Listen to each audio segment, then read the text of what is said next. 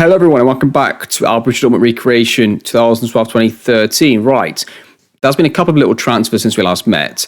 So Akanji started complaining that he wanted to go to a new club and Bayern Munich wanted to sign him. So I offered him out and I realised that basically Akanji is a very good, quick, mobile centre-back. And looking at Dortmund again from that year, they had Subotic, Hummels were both dominant players in the air. You know, they were absolutely dominant. He really isn't. Even though his stats aren't that bad, he really just isn't dominant at all in the air. I was getting a bit frustrated with him. So I thought, you know what, if you're unhappy, you can leave. And I looked at how much should we get, 15 million? And could we get somebody in for cheaper than that? We were able to get two players in for the price of one. So Kanji goes for 15.25 million. We brought Issa Diop on a free transfer, 50% the next up, but all it is a free transfer, which I thought was a fantastic signing. 6'4", good in the air, an actual beast in the air, from being perfectly honest. He wins a lot of headers, especially on set pieces and on goal kicks. And Rodrigo Becao. And Becao is only 6'3", so he's only an inch taller than Akanji, but he's also just as good in the air, but he's got a bit more aggression, a bit more anticipation. I just think he'll be slightly better. So I felt like we got two players that will be slightly better for us, and we had a £5 million profit. So those little things are exactly what we're looking for here. So that's what we've done so far. Results-wise, yeah, we won all these games. I am tweaking the tactic quite a lot at the moment. So what's interesting is, on reflection, right, I've come to the conclusion that the way that our pivots play is just not good enough. They are just way too aggressive. They get way too near the box. When we cross it and we get countered, there's nobody there to protect the back line. And there's two solutions to that. One is you drop them both back to CDMs. I still think they might get forwards anyway. If the possession is built up, they'll still get forwards.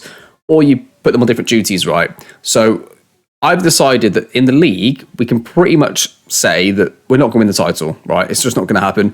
Not only are we that many points behind, 11 points behind, we also have to play them away from home. They've only conceded 6 goals all season. It's just not going to happen, right? Fine. So what I was thinking is, we can use the Champions League and the Cup game here to play our, the best version of the tactic. So we know that the normal version, with everyone on support, is a half decent recreation, but it's a bit too over the top in terms of in possession. It doesn't really hold properly. These two don't really hold properly. He sometimes doesn't get involved as much because he gets involved too much. There's a few little issues with it. So I'm thinking at the moment that we go pretty much for this version, or as much of it as possible, in the Champions League and in the Cup, right? For the competitions that we have an actual chance in. Then in the league match, like today's episode, we'll go through my tweaks that I'm doing off camera. We'll show those in the league matches. So you'll see me play two proper pivots. We'll see the pros and cons, and we'll go through a bit more in detail there. So hopefully that makes sense to everybody. And that's how we're going to go with it for now. Today's episode, you're going to see my tweaked version. So I have been playing with these two both on defend duty. Looks really good in terms of we're able to stop the cross pretty well. Not stop the cross, but defend the counter after we cross it. If we cross it and clear, if we cross it and they clear, we're better suited to the counter attack. I am thinking, though, that we could probably just go with one fullback being a lot more defensive and then allowing still one aggressive central midfielder. So I'm thinking that if we have the pivot on the left, that wing back can go and this fullback can stay. So the Piszczek one can stay. So I'm actually considering playing him on quite a defensive duty, like fullback support level, which is unusual for me. I know we did that in the Pep tactic, but that was different. You're controlling possession. Before we do this, though, I want to keep this as similar as possible because I want to see how these tweaks work in isolation. So we're going to keep everything else the same. I've taken overlap off because what that does, it puts him up to very attacking mentality from just attacking. It also stops his mentality going any higher, but he's already on very attacking, so I'm not sure about that. But that's what we're going to do anyway. We're going to go with this tactic in this match against Borussia Mönchengladbach. It's not going to be this team playing, though. With that being said, then, let's see how we get on. Let's see how we get on with these little tweaks here and see how the team plays. So this is going to be the team for today's game. It's going to be Köbel in goal, Baku at right back, Shimikas left back, Berkau and Diop at centre backs. Bellingham, Basuma holding with Koeman and Musiala wide, Pedri playing off with Erling Haaland. And we are on the way. Right then, interesting to see how it's not just when the possession's built up, do we not want them to get in the box too early? It's that I actually want them to hold and actually play like pivot players. So it's interesting to see how Bellingham gets on. So this is a little more healthy. So Bellingham can join late, but look at this, much better from Basuma. So if we cross the ball here, we have Basuma back. See now, so what's good here is if the right back is the one that's forward, he has to be holding with the pivot player, really. Pivot player can come across a little bit. That's what you'd expect there. Bellingham shoots and it's gone over. That's not too bad. That's a good little balance there. This team is playing 3 at the back, though, which is going to make this slightly more awkward in terms of judgment, and that goes wide. Erling Haaland plays it back to Basuma, plays it to Erling Haaland, and it's 1-0 to Borussia Dortmund. Our deep line playmaker, the pivot player standing a bit Starting a bit deeper here, gets on the ball early, so Pedri plays it straight into him there, and he goes basically a 1-2 from just miles away, and he goes through and scores, and makes it 1-2 Borussia Dortmund.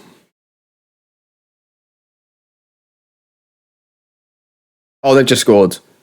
I thought it was offside, but it's not. Set piece 1-1.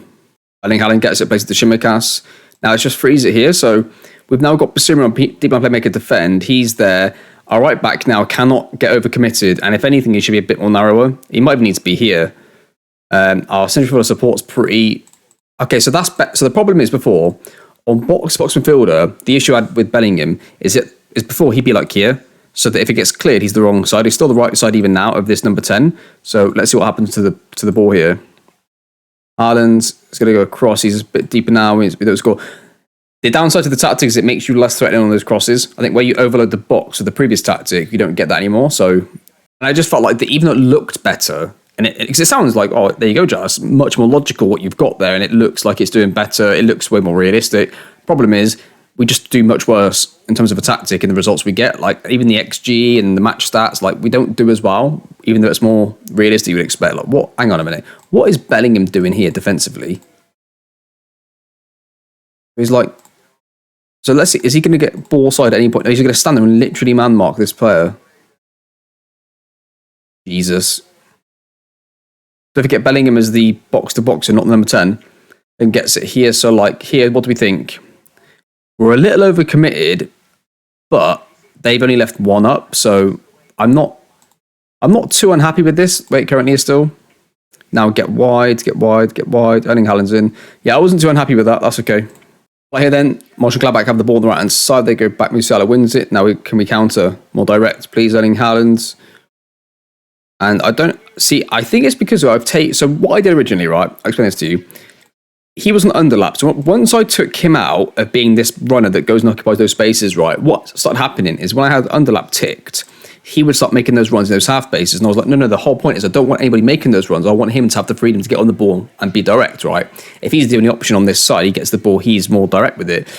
And that stopped. And unticking this seems to have stopped making any runs at all, which is good because that's sort of what I was looking for. I don't mind him overcommitting slightly as long as he doesn't go with him.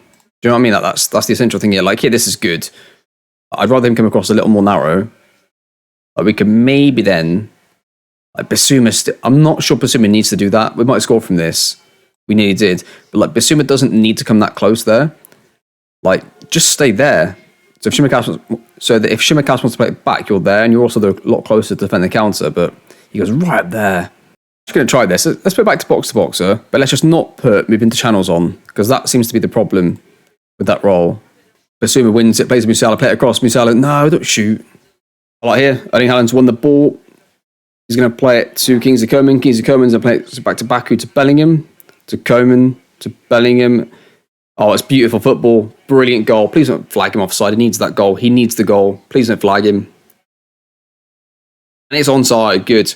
Good little play here. So Baku, I love the fact that he doesn't go and commit here, and he stays and he holds. I mean, he's still a bit advanced, but yeah, we'll take that. And it's going to be fortunate finish. Musiala runs with the ball. Is that a red card highlight? It is. Keep going, lads. A man down will say to the players, let's take off Erling Haaland and throw on Timo Werner. Let's take off Koeman and throw on St. Maximan. And we'll take off Musiala and throw on Malen. All I hear for them still. They get the ball through. Diop gets to it. Chimikas. I feel like we've been pretty good defensively and we've still conceded a goal in this game. Berkel gets it to Koeman to Baku. An overlap's okay as long as it's not all the time. Baku whips it, Bellingham, and now like this is the other... I mean, to be fair, looking at the numbers, that actually staggered quite well. Like, as Baku crosses that, I don't like the fact that if they clear it, he's completely free. So I probably want my pivot player to come across to about here, and my left back could be a lot more narrow. But I can't ask him to do that without overhauling the tactic. I like making him like an inverted wing back, which I don't want. Double brings it out to Maximan. It's now there to Baku. Baku gets it, plays it into... Nobody Pedri gets it, plays it to Timo Werner. Surely Timo, we can do it. Plays it across. No, it's blocked. Second time lucky. Malen heads it in 3-1. Game over. Yeah, it's hard to know what to make of this game because obviously they got a red card pretty early on, so that sort of killed it. But I definitely liked the wing back difference on the right hand side mainly. But the left hand side it looks better, which is good because there's now with the deep line playmaker defend there. I don't know, it just seems to look more balanced. but we could still keep the box. Like, I don't mind him making the odd run, like, but I just don't want him to do it all the time. Like in here, okay, that's good. Now he's gone too far. I would expect Bellingham in this scenario to pull out and like, be in line with the pivot here, something like that. So, it's close. It's right on the line from what I'm like. It's right on the line for me accepting what I'm seeing from Bellingham. Pedri to Werner, that's going to be a goal. That should be onside as well. Oh, it was offside. Was up to Bekal. Bekal plays it into St. Maximin, who's way offside, but Baku isn't. He's going to keep it, beats his man, whips in the far post. A lot of crosses. I don't know whether that's because they're playing a weird 3 at the back system and they've given up and they're playing really defensively, but the keeper's missed that cross, and that's going to be 4-1. And that is going to do it 4-1 to Borussia Dortmund. So well done, lads, good win for us. The notes from that game, I'd say, were a little bit cross-heavy. This looks a lot better, and this has got a bit more promise to it, I think. I still would like to see him get involved a bit more, but at least he scored. And I don't know, yeah, that's pretty much what I've got for that. Okay, that was a good outing, though. It gave us a lot to think about, and I'll see you in a second then for the Augsburg game away from home. Okay, welcome back. And I'm actually going to rotate some players around for this game because we actually have the cup game next, and at this stage, we're probably going to finish second no matter what. And yeah, this is the most important thing for me at the moment is the cups that we're in. So I'm going to rotate the team for this and play the first team in this game. I think for next episode, we'll cover this back at the end, but I think we're going to come back for the Frankfurt game and then the Sporting CP second leg because we only won 3-2 from the first leg. So I actually don't think we're going to miss too much. So I want to get some of the cup games in if that's going to be an important part of the first season. We need to make sure we win those games. And yeah, so we'll keep tweaking here though for this Augsburg game first.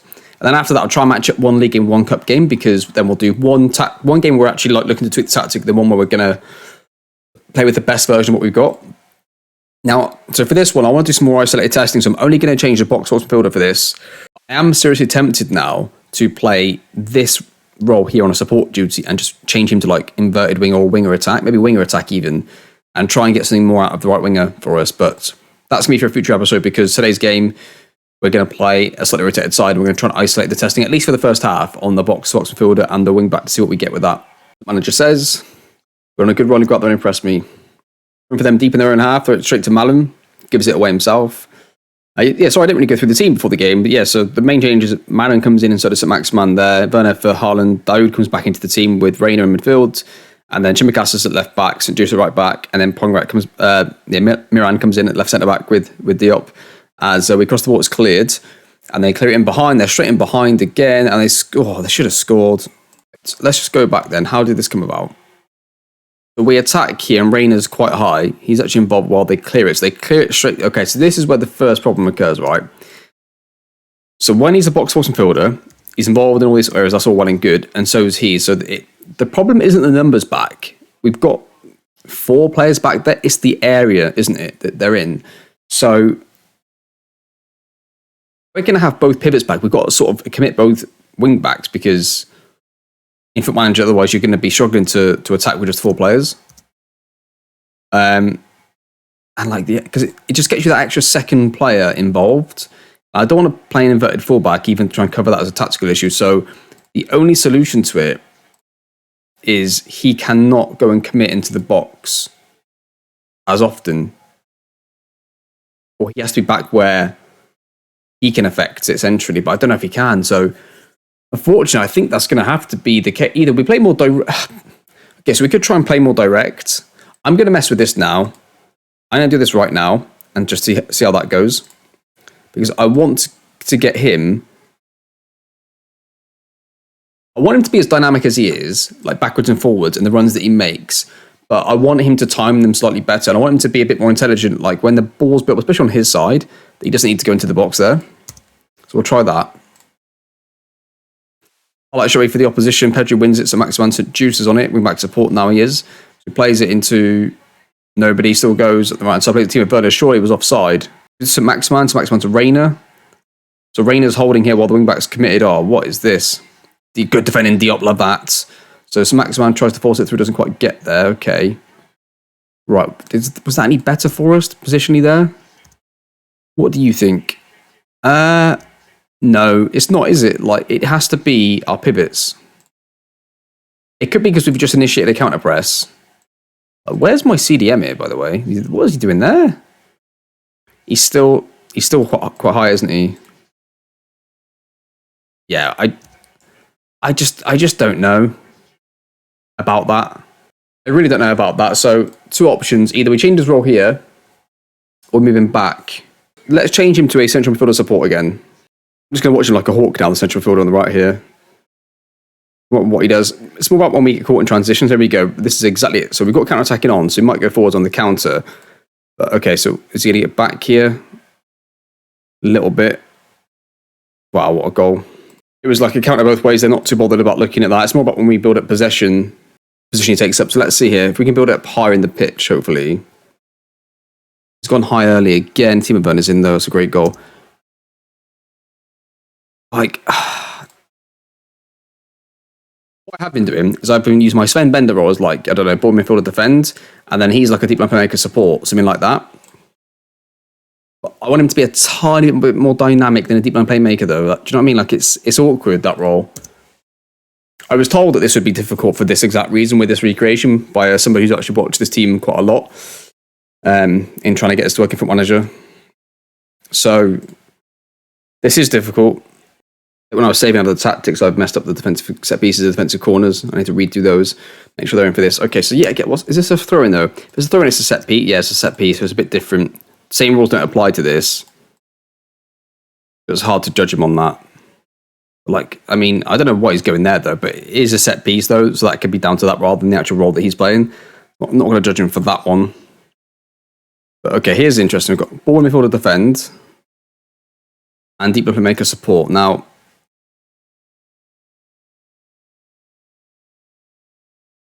they look a lot better set as a pair there.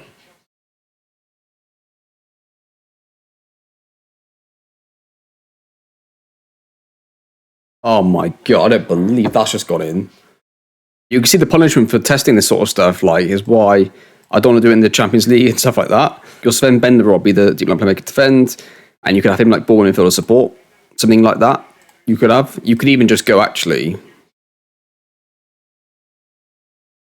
that. But I mean, Gundogan is a ball-winning midfielder. Do you know what I mean? Like, that just doesn't feel right. But let's see how it plays anyway. He's going to press aggressive, but I don't care about that. It's all about the movements that he makes in possession.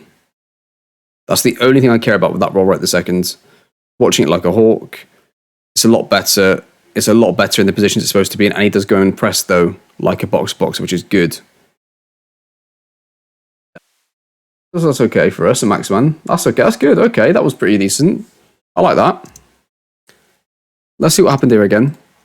So, I've accidentally switched them, haven't I? So, Daoud's currently playing as our ball midfielder. I didn't mean to do that.